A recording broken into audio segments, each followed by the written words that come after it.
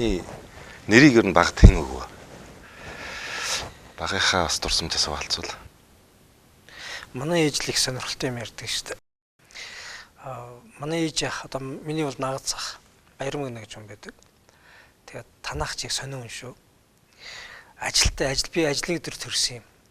Тэгээ өглөө нэг 10 цагийн алдад эрт гарсан юм шиг үлээ Улаанбаатар хотоос автобусанд сууж ирэл төрхийн цонх цохоод нэг давхартал юм байна л да. Тэгээд хүүтэ олсно охинтой олсно гэдэг. Тэгээд хүүтэ олсоо тэгвэл тэмүүжин шүү гэчээд яваад гэсэн. Гэрээр жорохгүй аав ээжтэйгч уулзахгүй тэгэл чамд нэр өгчөөл яваад гэсэн сонио хүн шүү гэж хэлж ажил. Тэгээд манай нах цах над төгсөлдөө.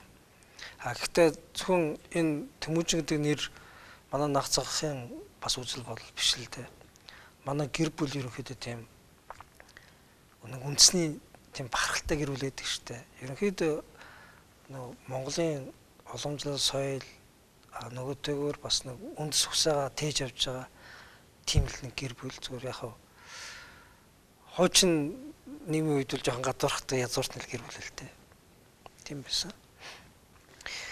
Би бол дээшээгээ бараг 9 төрлөө бол мэднэ л дээ. 9 үеэрээ 100 болгоод 7 дахь үеийнхэн өвлжөнд л очтیں۔ Одоо Түвэн Баянжуулсан л да. Дөргийн зохио гэдэг нэг тийм зохио байгаа. Тэрний урд талд манай өвлжөө байдаг. Улсын болонга туул лөн рүү хойшоо эргэдэг. Яг тэр болонгоос уршаа 10 км-ийн тэнд. Тэгээ тэнд бол миний өвөг дээдс сүүлийн 500 жил байсан. Тэрнээс өмнөх нь бол ерөнхийдөө ер нь манай өвөг дээдсийн нутаг бол Өвөрхангай наадлын хэсэг. Тэгээд Төв аймгийн наашаа орж ирээд Лүн, Баянжуул, Алтан булаг гэл сүүлийн 30-40 жил юм уу да. Төв аймгийн сэргэлэн сумд байсан. Хэлмэдэггүй гэж хэлэхгүй шүү дээ. Бас цөөнгөө хүн хэлмэгдсэн. Зүгээр жишээ болгоо хэлэхэд манай өвөд сонирхуулаад ярьдیں۔ Манай хан тэр нэг 5 гэртэл байдаг байсан гэсэн. Номын гэр, одоо зочны маягийн гэр, тэр чинь одоо яг жингийн цуван явдаг их замын хажууд байгаа шүү дээ. Тэгээд тамгын гэр, тэгээд хоолны гэр, тэгээд бас нэг өөр бас юм уу да ийм нэг 5 гэртэй байдаг байсан л гэж ярьдаг байсан. Тэгээд сонирхуулаад надад ярьж ирсэн. Манай номын гэрт байсан номуудыг хураагаад жалган давж шатаад 3 хоног шатсан гэ шоголтой ингээд зузаан номууд гол нь шатахгүй оройн очиод задлаал ингээл тгий шатаадаг байсан гэж ярьдаг гэсэн. Тэгэхээр их л бас тийм ном хуртал байсан юм шиг л. Одоо танай өвөг дээдсээс бас танд яг уламжлуулж одоо бас өгсөн, үлдээсэн тийм одоо бас дурсамжтай зүйлүүд байдаг. Гэхдээ яг ойр зүрийн юмнууд байдаг. Гэхдээ яг социализм үед би бүр хамгийн сүүлийнх нь хүүхд багтаа хүртэл санддаг. Биднээс нэг адуун малтай хөдөлтөд тэр чинь нөгөө манай өвөө мөр үед ингээд бөөнөрөөс сунгаанд яваад тэгээд ирсэн чи манай эмээ тэр үед байсан ингээд мөнгө аагаар ширээ гэд бас олон юм байсан юм уу? Хотоос төвөөс мүзийн хүн гэж хэлээд ирээд аваа явчлаа гэд. Өвөө чи хинд юугаа явуулчих гээл тэр үед ингээд буужинаад би гэхэд ойлгохгүй албаны хүн ирээл аваа явчих байгаа юм байна гэж ойлгодог байсан. Тэгээд дараа хожим автор нь тэнд харагдаж байна. Тэнд байгаа гэж сураг сонсож байгаа гэх хэмчлэн тэл сул юм ярьдаг. Тэгээд ер нь бол олон жил ингээл олон зүйлийг л ийш тийш гаргасан алдсан л та. Тэгээд адууч сайтай адигийн бор гээд алдартай хурдтай бас сайн адуутай тийм л. Би бас яг Төв аймгийн нэг нутгийн бас нэг худлаа ярихааргүй хүн л хэлж ирсэн. Тэмүүжин одоо ер нь л яг л өвөтэйгээ адилхан байгаа юм да. Ер нь одоо өөрийнх нь тэр зан байдал нь яг байгаа байдал нь үг хэлнэ өвөтэйгээ адилхан гэж хэлж ирсэн. Ер нь энэ хэр ортой юм бол өвөтэйгээ ер нь хэр ойрхон байв. Танд яг сургаж хэлж ирсэн одоо өөрөө үлдсэн баримталж яадаг, санаж яадаг тийм одоо зүйлүүд юу байдаг юм бэ? Зөвхөн миний ертөнцийн ингээд өвөөгөө танин мэдсэн үеүүдээ ингээ харахаар би нэг өвөөтэйгээ байсан үе 3 хаваад юм. Арай ухаар жамжаагаа баг байхдаа би өвөөгөөсөө их цутдаг байсан. Яг бол манай өвөө мэдээ хатуул та. Биднийг бол ерөнхийдөө чангахан гараар хүмүүжүүлсэн. Ямар санда одоо тэр Төв аймгийн сэргэлэн сумын 7 гэдэг нэг 7 холтой нэг хуучин хашаатай тийм газар байдаг л 7-ны 2 нуур байдаг. Одоогор бол одоо бодоход нуурч гэж те юу байгаа юм төвхт багт бас томол нуур харагддаг байсан. Тэгээ тийшээгээ ороод тийшээ явж болохгүй шүүхт нь хүүхд юм чинь тийшээ очиж сэлдэг. Манай уурганы хөв буулгацсан морьтой тавьж ирэл шавхурдал хувцас өмсөхгүй тэгэл нүцгэнгүүгээл тэгж л явдаг. Ер нь бол үг нэх олон үг хэлэхгүй. Гэхдээ үг нь их тодорхой, товчхон, их оновчтой, тэгтээ бас их сургаалтай тийм үг хэлдэг тийм хүн байсан. Бас их дуу гоё дуулдаг. Орой ингээл нар жаргаад бүрэнхий болцсон гэрийн хаяанд суугаал тэгээд нэг дуу уртын дуу их гоё дуулна л да. Тэгээд нэг орой ингээд нар жаргасан үед нэг хөдөөч ингээд нам жим болчихдээ шүү дээ. Тэгэл энэ тэнд нэг хаяа нэг морь төргаад л ингээд явж хат. Тэгэхэд ингээд гэрээ хажууд уртын дуу аялал дуулахаар ингээд нэг л гоё санагддаг байж лээ. Дуу чадъягээд бас нутагтаа тийм алдартай. Тийм өвөө байсан. Дунд тэрийн насанд ирэхэд өвөө минь надад илүү юм ярьдаг, ухуулдаг. Одоогоор бол ингээ боловсрал болгож эхэлж байгаа. Дил суул ярихгүй байх. Одоо маш олон зүйлийг л надад бас заазуулсан дөө. Ямар сандал манад өвөд маань одоо ч манад байгаа л да. Монголын нус товчоог бүх хэвлэлт байдаг байсан. Өвөө минь Монгол тэр шатсан номон дотор энэний хоёрч юм байсан юм да гэж бас харуулдаг байсан. Тэгээ Монголын нууц тавчаа надаар нөлөө их уншуулсан. Алтан тавч, Монголын нууц тавч хоёрыг чинь би ихлээд холилж ярьдаг байсан. Дараа нь заагийн хүртэл надад их сайн гаргаж өгсөн. Сүүлд би өөрөө арай жоох ухаараа том болоод ер нь 10 жилээ төгсөөд их сургуульд ороход хүртэл байсан л. Тэр үедээ би өвөөгөө маш их өгүүлдэг болж гисэн. Зүгтдэг сургасан би өөрөө өвөг хаараас өгүүлж хайсан тийм л 3 үеийг л би өвөтэй хамт өнгөрөөсөн дөө.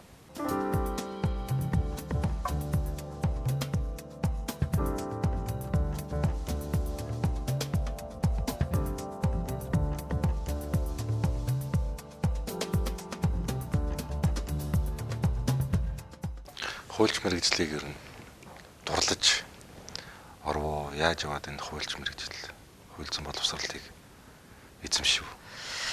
Хуульч энэ бол цэвэр яг ухамсартай сонголт.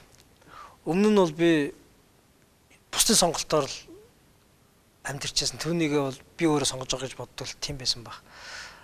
10 жилд байхад зураг чи их авьяастай чи зураач болгон шүү. Чи зураг зурдаг их мундаг хүүхд гэж хэлдэг. Нөгөө янз бүрийн юм дээр талбай дээр хүртэл зураг зурхад оролцдог тийм итгэвтэй хүүхд байсан. Шугам зураг олимпиад төрүүлж илээ шүү дээ би ч болсон юм жин. Тэгээд ер нь зураач болох хэвээр би эндээ авьяастай юм гэж бодоод яваадсан. Нэг нөгөө хэлэхэд би хүмүүсийн ярьсан тэр дүр дотор л явснаас биш өөрөө ерөөсөө сонголт хийж үзээгүй байсан. Хожим бол надад маш сайн түлхэж өгсөн нэг хүний ярианы үндсэн дээр би өөрөө хуульч мэрэгчлийг сонгосон. Манай нэг ахын найз гэхдээ тэр герман хүн нэг хуульч. Чи ямар чиглэлээр суралцж байгааг асуухт нь би одоо ингээд архитекторч болох гэж байгаа маа нэг юм сурж байгаа маа гэж хэлсэн чинь чи бид тэр ойрхолцсон мэрэгчлээ юм гэж хэлэхгүй. Тэгэхээр би тэр үнийг бол их төсөөр мэрэгчлээ гэдэг нь эхлээ мэдчихсэн. Яагаад бид тэр ойр мэрэгчлээ гэсэн чинь чи бол ингээд хүмүүсийн амьдрах тэр байшин зурдаг. Гэхдээ бол би бол тэр хүмүүсийн нүдэнд харагддаг бас тийм байшин зурдаг. Тэр байшин маань одоо энэ хуулийн шударгаасны байшин байт юм а гэсэн тийм утгатай яриад цаасан дээр зураг зурах амьдралд хүний нүдэнд харагдахгүй гэхдээ шударгаасны тэр байшин зурх хоёр бол үнэхээр ялгаатай юм байна гэдгийг бол өөрөө ойлгосон л доо. Тэгээд хүн өөрөө үзэл бодлороо, итгэл үнэмшлээрээ, өөрийн сэтгэлийн хатаараа нийгэмд тийм ингээд байшин бий болгоно. Тэгэхэд оролцсон тэр байшин энэ нийгэмд амьдарч байгаа хүн болгоны эрхчлөө, хүн болгоны аз жаргал таатай байшин байна гэдэг. Тэр яриаг энэ зүгээр германы хуульч нэг залуу ярьсан яриа шүү дээ. Тэр яриаг сонсоод яагаад ч юм би цаасан тэр байшин сурахаас илүүтэйгээр тэр байшин барилцах ёстой хүн биш үү гэдэг бодол дотор төрөөл загтнуулаад хүсэл эрмэлзлийг нэг ингээд дотроос өдөөгөөл тэгэл сонголтоо хийгээл хуулийн сургуульд орсон. Тэмүүжин яг эндээс л их урам зориг авсан байх гэж хувийнхаа би боддог байхгүй нэ. Эврикад нэг тийм нэг оюутнуудын эрдэм шинжилгээний хурлуулдаг гэсэн Эврик хамгийн нэр үндэстэй. Ерөөсөө тэнд амжилтаа оролцсон гэдэг бол за тэгэл их бахархал Нэгдүгээр курст орж ирээд би юу мэдэрсэн бэ гэхээр оюутны эрдэм шинжилгээний хурал болно гэдэг коридорт нэг зардал хатцсан байхгүй юу. Тэгээ энэ юу болд юм болоо гэж бодоод ягаад ч надад нэг хичээл дээр хийжсэн нэг ажил байсан. Жижигхэн ажилбар. Тэрийгээ ер нь ингээ энэ шиг оруулаад үзүүл яадаг юм бол гэж бодоод оролцлоо. Тэгсэн чинь 2 дугаар харинд орцсон. Нөгөө чинь надаас дэш 3 курс бас хүмүүс байна шүү дээ. Тэгээд Эврикэд очлоо. Тэгээ Эврикэд очисон чинь одоо энэ Германд сая доктор хамгаалалт тэрсэн үр цайх гэдэг залуу. Тэр шихэн утгад байсан. Одоо биднээсээс нэг дээр үлээ үдэг нэг улаан физикт аюу ганган залуу. Тэгэл бүх охтууд дагуулсан зөө. Тэгсэн чинь одоо бас биднээс хамгийн чухал одоо ч гэсэн ярьж байгаа тэр Кровц гэдэг сэдвэр зөө. Тэгэхээр тэр үуч авилга гэдэг орчуулган ч байхгүй байсан. Тэгээд тэр сэдвэр ингээд юу ихтгэл бэлтцсэн. Тэрийгээ яриад тэгэл харж байгаа байхгүй. Аюу сайн судалгаа гэдэг хүмүүс юм байдаг юм байна шүү дээ.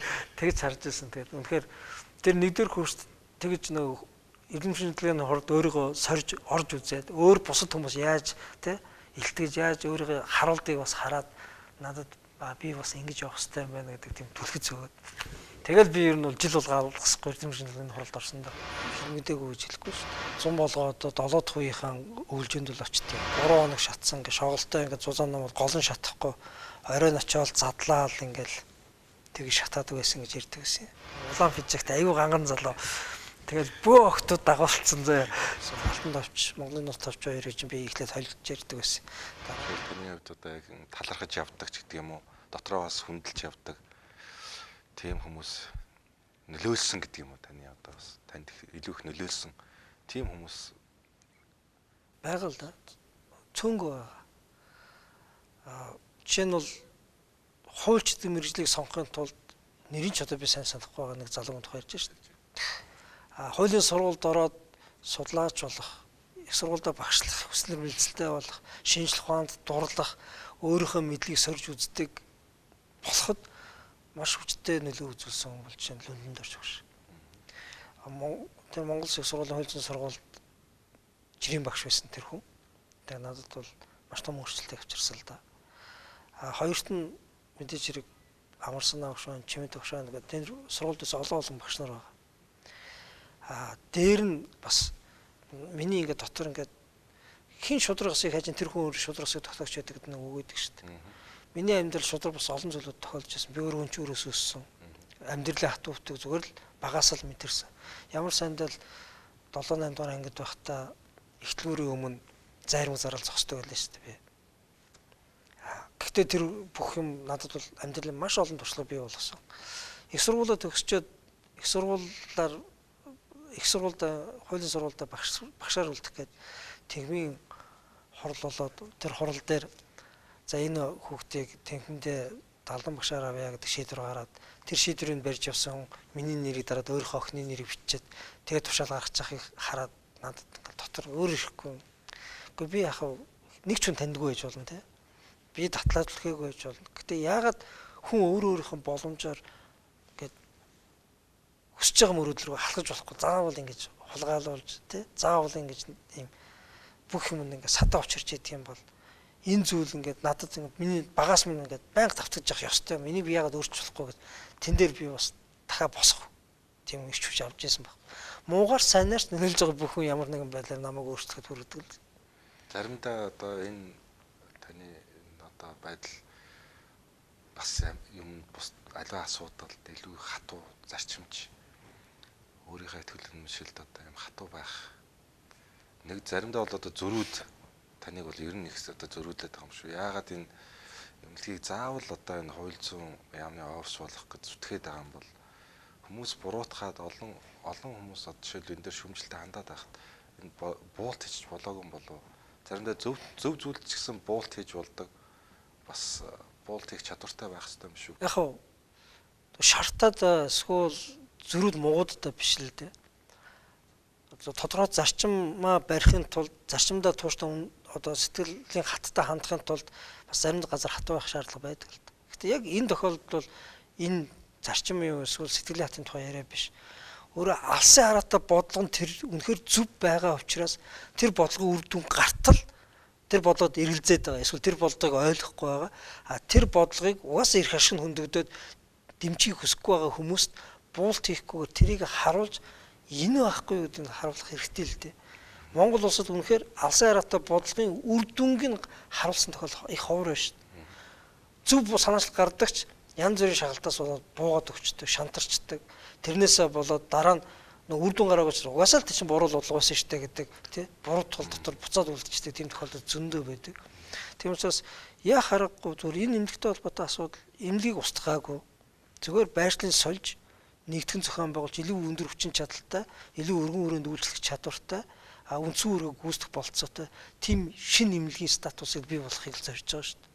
Жишээ тэрний бэрхшээлд одоо ч тахтах араас гарч ирэл байна. Одоо хориглолуудыг нээлттэй гадаашаа гаргаж имчилдэг болох журмын өсчлээ хүлээж авах эмнэлэг олдохгүй байна. Хил хамтаа хэрүүлтэй ч гэсэн 2 дугаар эмнэлэг дээр 3 орыг л янзлаа шүү дээ. Гэтэл тэр 3 ор дээр очиж байгаа хүмүүс ч онц хүнд аюултай гэмт хэрэгтнүүд. Имчлэх гэж байгаа хүмүүс нь жирийн эмчнэр. Төрийн тусгай албаагчны эмнэлэг тангар өргөсөн. Эрсдэлтэй үйл ажиллагаа явуулах үүрэгтэй.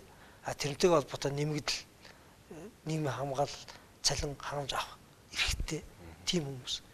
Тэгэхээр тийм хүмүүсийг бид яаж зохион байгуулах гэж байгаа, хаана байршуулах гэж байгаа гэд энэ бодлоо л. Тэгээд яг мэдээж хэрэг энэ бодлогыг ойлгохыг хүсэхгүй. Нэг үгэлэхэд манай төрийн тусгай албаагчны эмнэлэгч хөвчлөгдсөн байсан шүү дээ. Аль бие сорл биш болохоос биш хэдэн хувийн эмнэлэг шиг ашиглаад орлого олдог болчихсон. Энийг цаашаа энэ чигээр нь авч яваад ийм болно гэхэд хувийн төлөвлөгөө гаргацсан байсан. Тэр нь нөгөө аюулгүй байдлыг хангаж байгаа, хууль сахиулж байгаа 20,000 хүн зориулагдаагүй.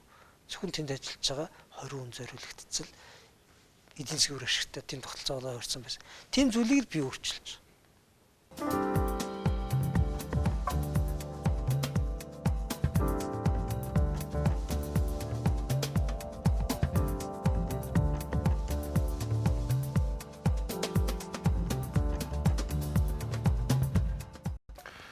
Төрөний оюутан цагийн бас дурсамж дээр бас оюутан байхын ер нь Тэмүүжин их философч дандаа философи ярьдаг гэж оюутанд ярьдаг шүү дээ өөрөө чи.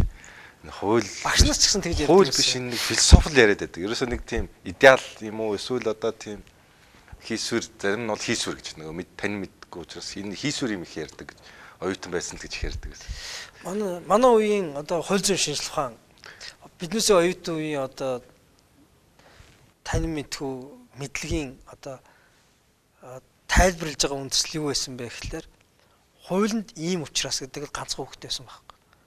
Яагаад гэдэг асуулт нь хуулийн тэг юу гэж гэдэг нэг хариулттай. Тэр хууль яагаад гарсан юм?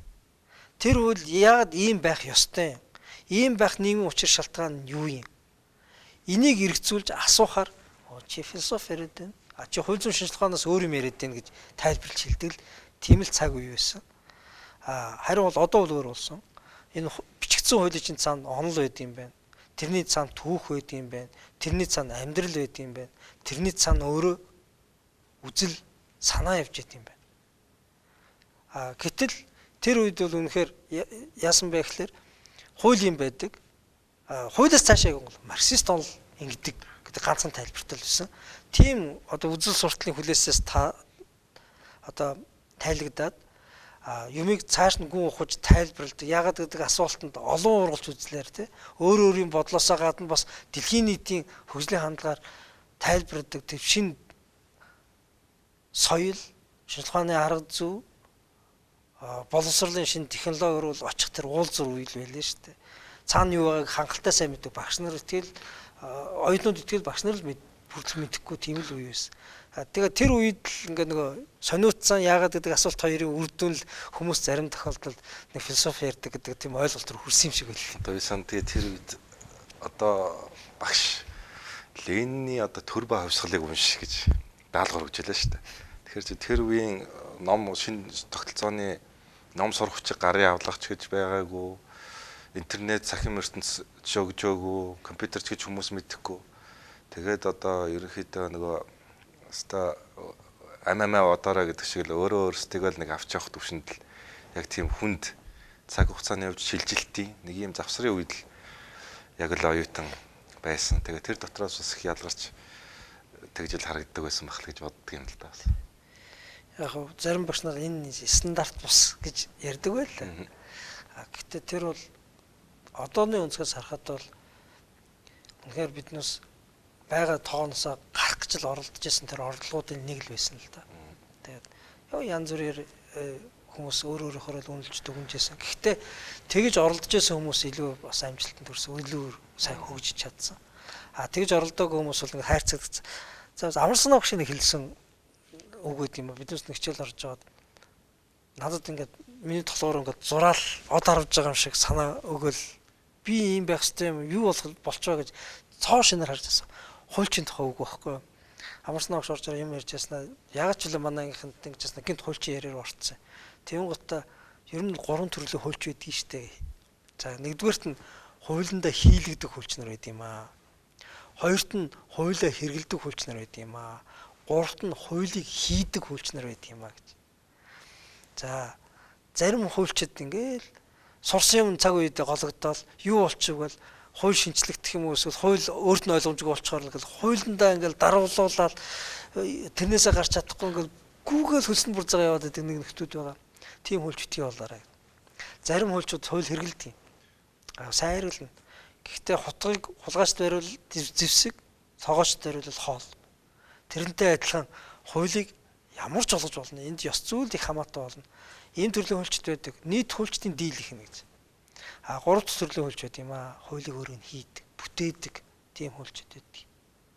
Тийм хуульчд одоо байгаа хэм хэмжээнээс сальж гарсан хүмүүс их хэлдэг юм аа. Тийм хуульчд энэ доогон болчихсон, тий? Хайрцлаа тавьчихсан. Энэ үзэл сурталаас чинь халиад амьдралын учир шалтгаан, асуудлын мөн чанар руу төхөөд очт юм аа. Ийм хүн чинь судлаач хуульчдыг хэлдэг юм шүү гэж. За тэгээд өөрөө үндсэн хуулийн хичээл зааж ясантайгаа шууд холбож хэлсэн баг. Үндсэн хуулийн эрх зүйчид, үндсэн хуулиар мэрсэн хуульчид ер нь тийм л болд юм да гэдэг нэг үг хэлсэн баггүй. Тэгээд надад анх тэр үгийг сонсоод за би үндсэн хууль судлах хэрэгтэй юм байна. Би үндсэн хуулиар мэрэх хэрэгтэй юм байна.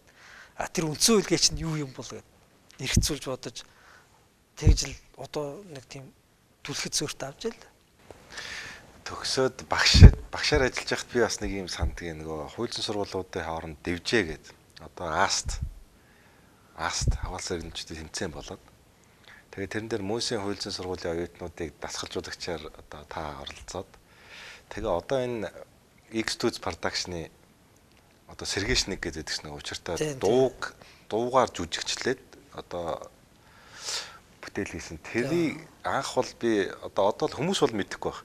Тэр анх дуугаар хийсэн зүйлийг яг та өөрөө зохиолын бичээд найруулж тавиад тэгээд Мөсийн хуулийнхын тэмцээн төрүүлж ийсэн.